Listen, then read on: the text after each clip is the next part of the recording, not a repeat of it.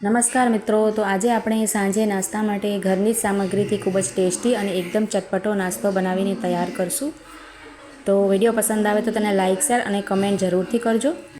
તો સૌથી પહેલાં આપણે અહીંયા એક બાઉલમાં અડધો કપ જેટલો ઘઉંનો લોટ લઈ લેવાનો છે। અહીંયા 2 થી 3 ચમચી જેટલો આપણે લોટ લઈ લીધો છે અને હવે તેમાં આપણે સ્વાદ પ્રમાણે મીઠું એડ કરી દઈશું।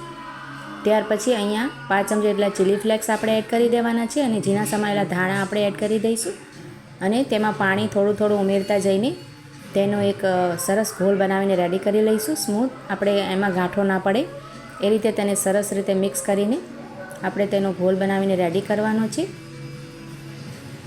તો અહીંયા આપણે થોડું પાણી ઉમેરશું એટલે વધારે પાતળો ના થાય અને વધારે ઘાટો પણ નહીં એવો આપણે અહીંયા બેટર બનાવીને રેડી કરી લીધો છે। અહીંયા તમે જોઈ શકો છો એ જ રીતે આ રીતની આપણે કન્સિસ્ટન્સી રાખીશું। હમણાં તેને આપણે સાઈડ પર રાખીશું અને આગળની પ્રોસેસ કરી લેવાની છે।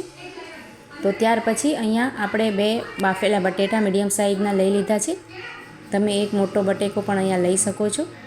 બટેકાને આપણે આ રીતે પહેલાં છૂંદી લઈશું અને તેમાં આપણે અડધો કપ જેટલો વટાણા લઈ લેવાના છે અને તે એમાં એડ કરી દઈશું। તો લીલા વટાણાને મેં થોડાક બાફી લીધેલા છે એટલે કે બોઇલ કરી લીધા છે અને બંને વસ્તુને સારી રીતે આપણે આ રીતે છૂંદો કરી લઈશું।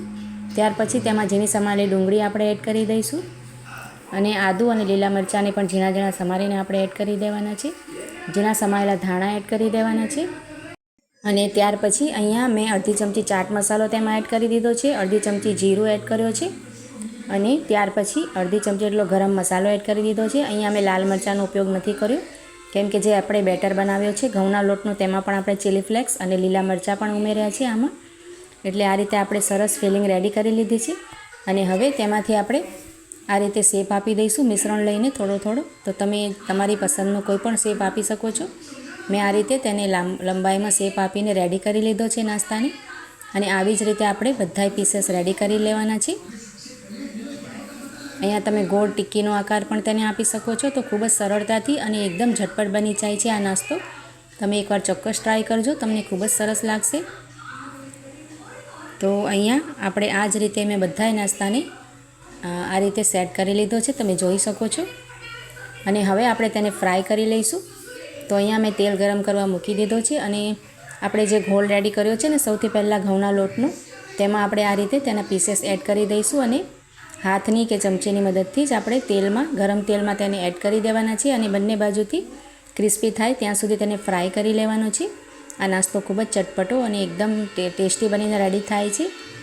તો તમે ચોક્કસ આ રેસીપી ટ્રાય કરજો અને જો વિડીયો તમને સારો લાગે તો તેને લાઇક શેર અને કમેન્ટ જરૂરથી કરજો।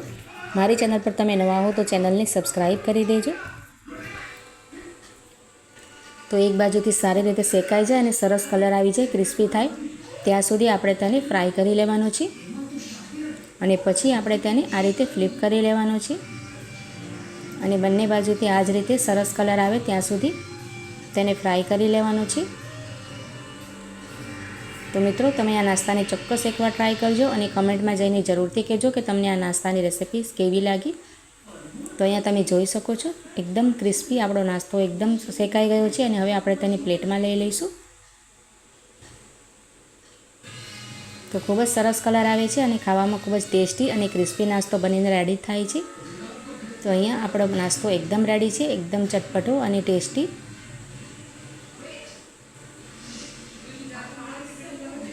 તો તમારા ફેમિલી અને ફ્રેન્ડ્સ સાથે વિડીયોને જરૂરથી શેર કરજો અને કમેન્ટમાં જરૂરથી કહેજો।